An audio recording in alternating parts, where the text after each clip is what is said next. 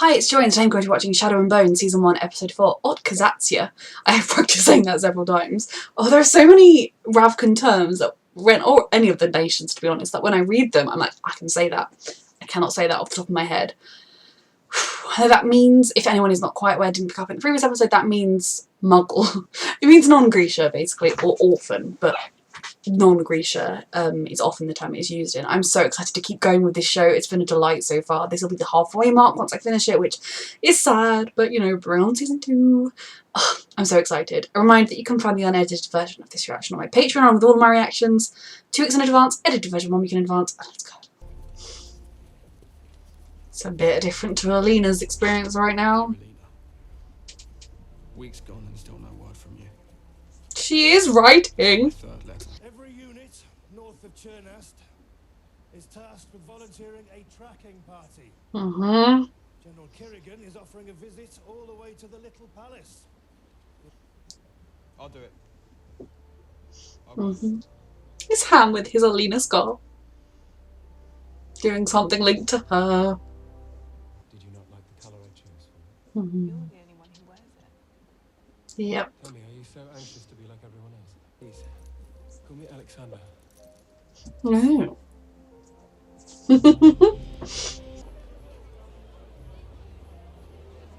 You survived. That went well. The goat. Alice Winter fate to remember me. Promise never to forget each other, my love. Make friends. What was he talking to the West Ravkan dude before? You managed to win us over, didn't you? Someone's version of me. Or perhaps the real you has finally emerged. You're very forward, Alexander. Wish in the fountain. Same wish. Over and over again. And I could be anyone else. Moment of vulnerability will help her get closer to you. So he attempted to create an army of his own using the same forbidden science Moritz-Over once used to create his amplifiers. Yep. But he failed. He created the fold instead. But I'm never seen as the solution.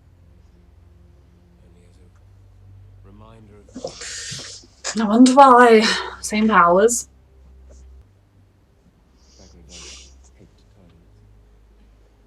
Just seeing these moments on screen is everything. You didn't actually think we'd let you go on your own.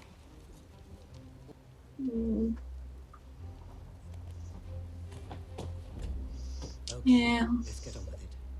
Anyway, it doesn't matter. Once Mal gets here, it will be better. Oh. He's seen me through everything. Watchmen are on guard around the clock. Love the look, Kath. You should adopt this look in your everyday life. I love watching my babies work. Valve was turned off. I don't know how. Where's left? Fight it. Oh, Nash. Gotta improvise now.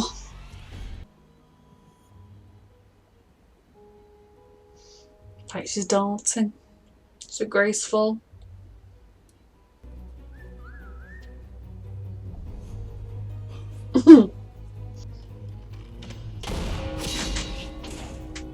Perfect timing, my darlings. Bit slow on the draw there. Or just in time. I felt there just strolling away. So casual. Nina's been on a priority mission for me. She's not reported in. Good. So she was on a mission for Ravka.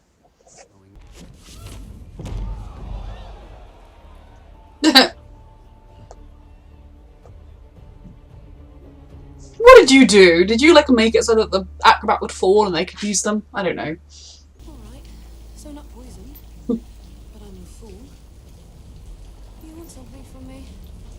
Our witches so used to deceit, they can't accept it. Maybe from criminals, men that have kidnapped them. When you have me in chains, starving. Are your parents also Grisha? Are your parents also slavers? Were you born a witch or was that by choice? Were you born a prick, or was it a choice? What did they teach you? In fact, they were evil and should be burned at the stake. That you kill us. Every chance you get. Because you You're attack. dead. Uh-huh. You know, it can also soothe tempers. Mm-hmm. Calm someone in pain. The man you work for will hunt me down. You mean without Yeah, she works for him rather than You come here. Ravka as Stand such. for peace or free. Kindness almost makes it worse. I mean, Krabesk isn't the worst. We could open up a bar. Brew East Ravkan beer for the Westerners. Shut up, Jasper. I miss Milo. Freeze. Now, fit into this. Of course you can. Those are her colours. It's progress. Can't hide forever. We can run. Together. Babies. So they were tested and she suppressed it, like in the books. I knew the testers used sudden pain to detect Grisha power. But it wouldn't show if I was already in pain. So I protected myself. She is not Grisha.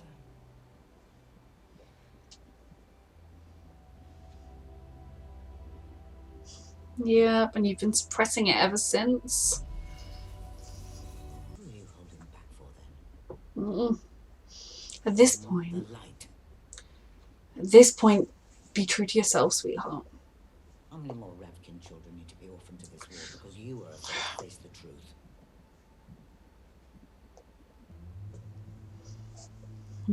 Seeing these rooms. And our own people are turning against Grisha just as their kin once did.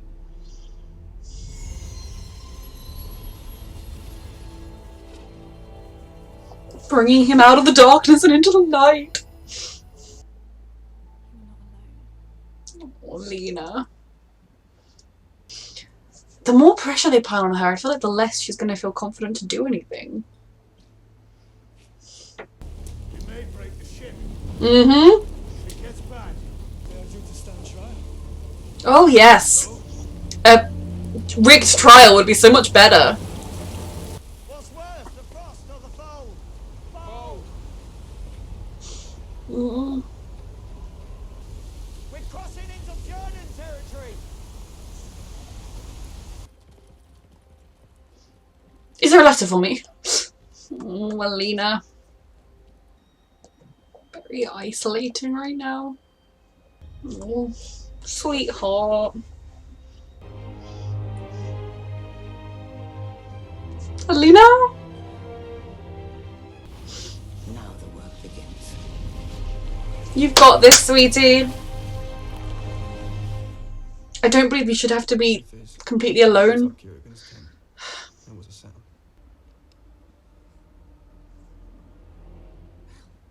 What is it? Oh, fuck.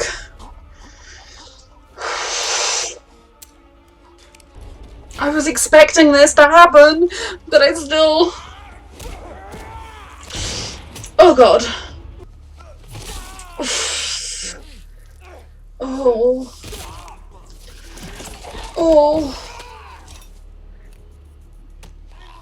Oh. Oh my God. You need to run. You need to run. That is a machine gun. A repeating rifle. Got in a fight with the quartermaster. He called her a name and she hit him. Now she's Good. sick and he's in the pub.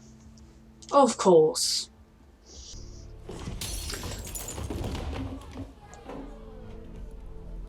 And that's how he got his scar. Oh. These two idiots are made for each other. Although that guy deserved to be hit. Oh. They'll always find each other. The usual. Oh, we didn't tell her. Same here. I need you to do something for me. Oh, remove the scar.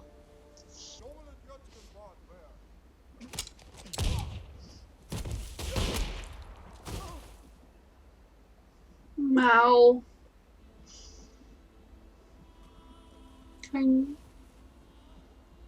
Knew they died.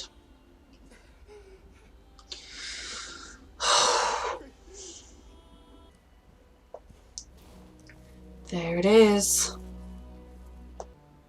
Know that when I told you about True North, I was talking about you. Oh, You are my True North, and I can see my way to you now. these idiots.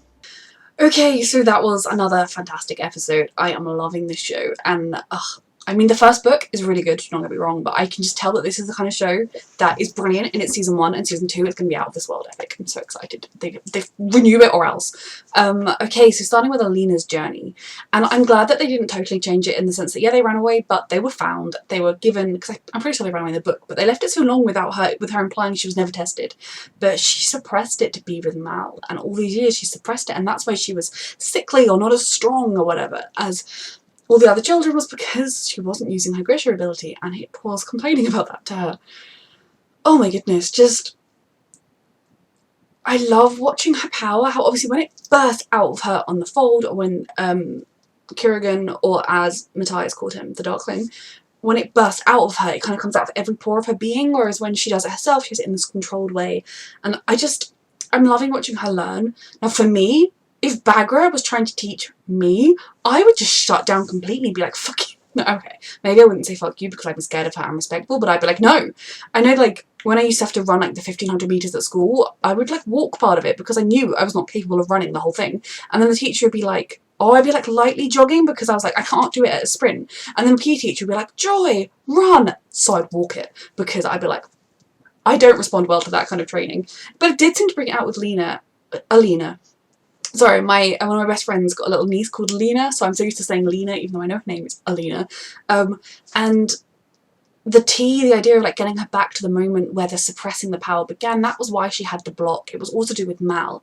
But I don't think being cut off from Mal, kind of writing him out of her life, was the only way for her to break through that. I also think having Mal there, supporting her, being a Grisha, supporting her in some way, kind of being like, you know, you don't have to suppress it to still be with him, you don't have to suppress it to still have your home, would have worked just as well, but no. Their letters are mysteriously not finding their way to each other.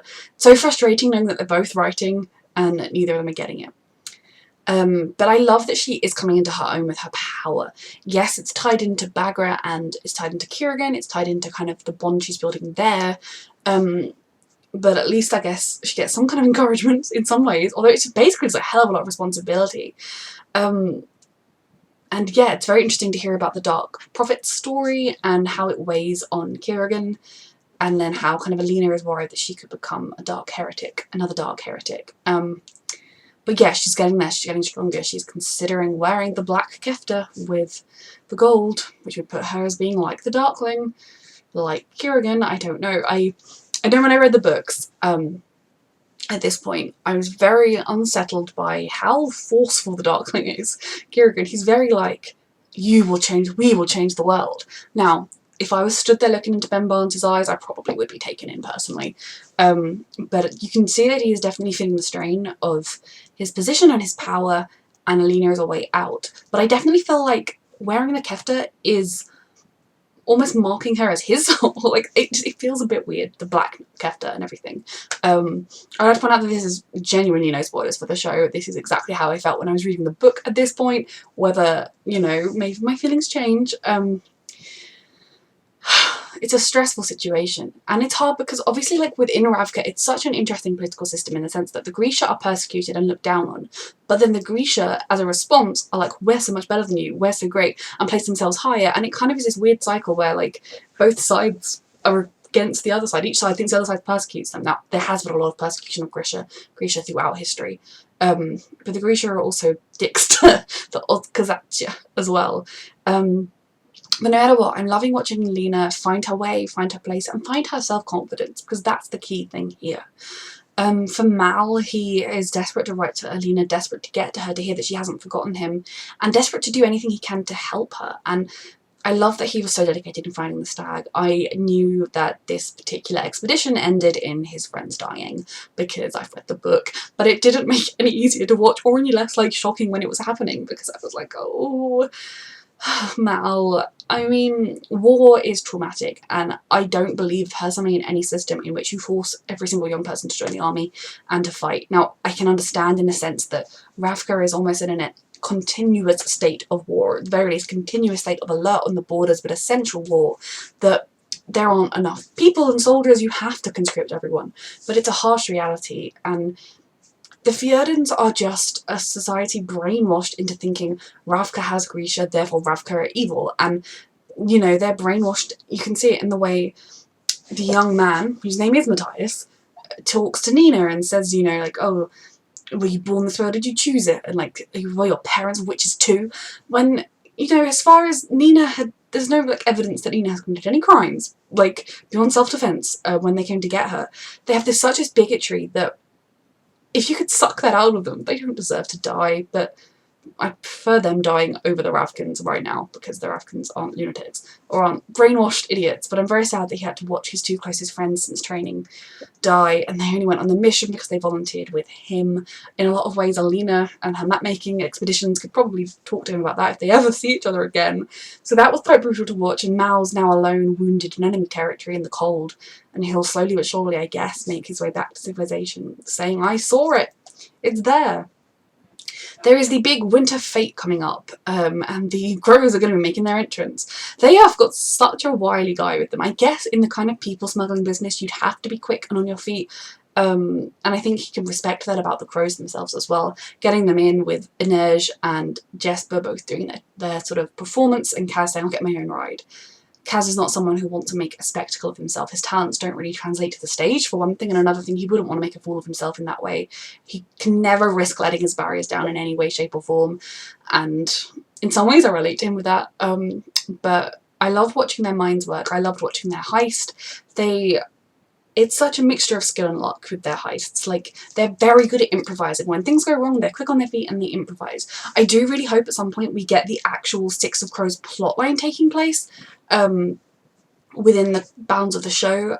I don't know whether it would take place after the trilogy's like events sort of finished. I don't entirely know what their future plans are with this show, but I would love to see the actual Six of Crows plot and Crooked Kingdom plotlines take place. But I'm really enjoying watching these three go about Ravka causing mayhem, and I'm sure it's going to come. I really do not know what's going to happen when they catch up with Alina, or if they catch up with Alina, like, or what they do. I mean, in the books, she does not at any point go with them to Ketterdam, so I'm very intrigued about what exactly will be happening moving forward, but also very happy because I'm loving this show. Nina, it's very hard watching this happening right now, watching her just be trapped on this ship with these men who, like, so it's not really established here. You can kind of hear from what she said about, like, the guy was like a woman who can fight, and she said, I thought you respect your women. In Fjorda, it is very much the traditional backwards. The woman is a good, meek, submissive little housewife, and the man does the fighting. You will not see any female soldiers in Fjorda. You will not see any women in the army, any women to Skella. It is entirely men. But it's very interesting to me that the Grisha they have captured are all women. The Grisha that they are bringing to home to Fjorda are all women. And they will treat them so terribly in such terrible conditions while laughing and joking and singing and having a jolly old time. That they're just so brainwashed into believing all Grisha are evil without proof, but I don't appreciate the Fjerdans. They need systematic change, please. But they are very representative of a lot of people in our own societies in a lot of ways. The interactions between her and Matthias, the revelation that's key to me is that she was on a mission for the Darkling, for Kirigan. Now that, the Darkling's kind of like his title, like Sun Summoner, he's the Darkling. He had her going on a mission for him, and I know that because of the nature of the way Ravka is, there are some Grisha who are more loyal to the Darkling than they are to the King, because the Darkling is the one that has looked out for them, has ensured the little palace stays as their sanctuary and keeps them safe. They sort of feel that loyalty to him more than to Ravka. And I suppose Nina being on a mission for him makes sense because she's a Grisha. She might not agree with the wars and the fighting of Ravka, but I still think that that means she's loyal to her fellow Grisha and ultimately to her country, which is true to Nina, and I was worrying about that, so I'm glad. And obviously the conductor guy wouldn't know she was on a mission for General Kirigan, so that's all good. That tracks with Nina being Nina-like, and I'm excited for the fact that like my Nina is still my Nina. It's very painful seeing her in this situation, but her spirit, you know, it was like Fyodor said, like, oh, I don't think Nina could ever be calm, or I don't think Nina could ever lose. Oh, she'd always have fight in her and always have life in her, and that is Nina. But she's in this desperate situation that how can you find a way out of it? And now they've told Matthias, kill the prisoners if the ship goes down. I mean, if the ship's going down, what does it matter? But obviously you can't have a witch potentially escape. So I'm excited to continue this journey to see where they go with it, but it's also very stressful for everybody involved. I'm really enjoying this show so far. I think right now I'd probably give this show, in terms of enjoying it, like a 4 out of 10. 4 out of 10? No. 4 out of 5, like 4.5 out of 5. I think it still has the potential to go poof, but we're on episode 4. I'm in no way concerned by that. 4.5, maybe 4.3 out of 10. 4.3 out of 5, my god, no. It is like a 9.3 out of 10. Because I think I can see that it has the potential to get even better. And to be honest, I think the latter half of the season, with my memory of like the latter half of the book, I feel like we will definitely be getting into that territory, and season 2 will for sure get there. I am honestly, this is just such a magical day. I've treasured watching these episodes. I cannot wait to watch more. So a reminder that you can find the unedited version of this reaction and all my reactions on my Patreon. You get this 2 weeks in advance, the edited version 1 week in advance, and thank you so much for watching.